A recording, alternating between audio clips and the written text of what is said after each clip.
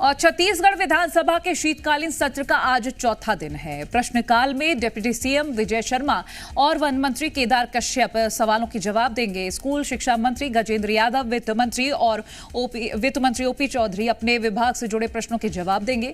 वित्त मंत्री ओपी चौधरी और श्रम मंत्री लखनलाल देवांगन विधानसभा की पटल पर पत्र रखेंगे। ध्यान आकर्षण में मक्का खरीदी में अनियमितता का मुद्दा लखेश्वर बघेल उठाएंगे। राज्य के प्रतिभावान राष्ट्रीय और अंतर्राष्ट्रीय खिलाड़ियों को उचित सम्मान प्रोत्साहन राशि नहीं दिए जाने का मुद्दा तुलेश्वर हीरा सिंह मरकाम ने उठाया है। और सत्ता पक्ष के विधायक अजय चंद्राकर और धर्मजीत सिंह प्रदेश में नशीले पदार्थों की तस्करी घटनाओं को लेकर विजय शर्मा का ध्यान आकर्षित करेंगे। याचिका का प्रस्तुति और शासकीय विधेयक कार्य पर मंथन होगा। रूपेश गुप्ता हमारे साथ लाइव जुड़ गए हैं अधिक जानकारी के लिए। रूपेश, आज छत्तीसगढ़ विधानसभा सत्र का चौथा दिन है और कई सारे मुद्दे, कई सारे सवाल, क्या क्या जानकारी? देखिए, जाहिर तौर पे चूंकि चौथा दिन है और इस लिहाज से आखिरी दिन है क्योंकि आज के बाद जो 19 तारीख को सदन की कार्रवाई होगी उसमें वंदे मातरम पर चर्चा होगी। आज भी 2 घंटे मुकर्रर किए गए हैं वंदे मातरम पर चर्चा के लिए, लेकिन उससे पहले बहुत सारा बिजनेस है।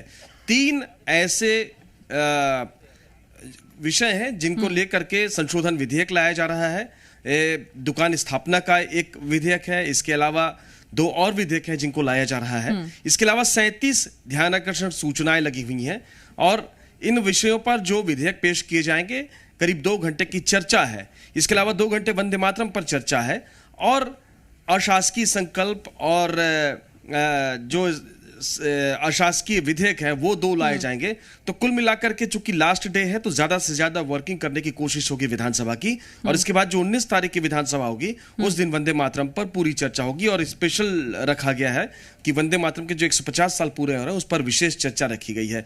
पहले दिन इसी तरीके से 2047 विजन, जो डेवलपमेंट का विजन है, उसको लेकर के चर्चा रखी गई थी, लेकिन कांग्रेस ने उसका बायकॉट किया था। लेकिन वंदे मातरम पर चर्चा होगी तो कांग्रेस भी मौजूद रहेगी और इसी बीच में कांग्रेस का अपना प्रदर्शन भी है। तो कुल मिलाकर के विधानसभा ही नहीं बल्कि सड़क पर भी काफी सियासी गर्मी है। चलिए, बहुत शुक्रिया रूपेश हमारे साथ जुड़ने के लिए और ये जानकारी हम तक पहुंचाने के लिए।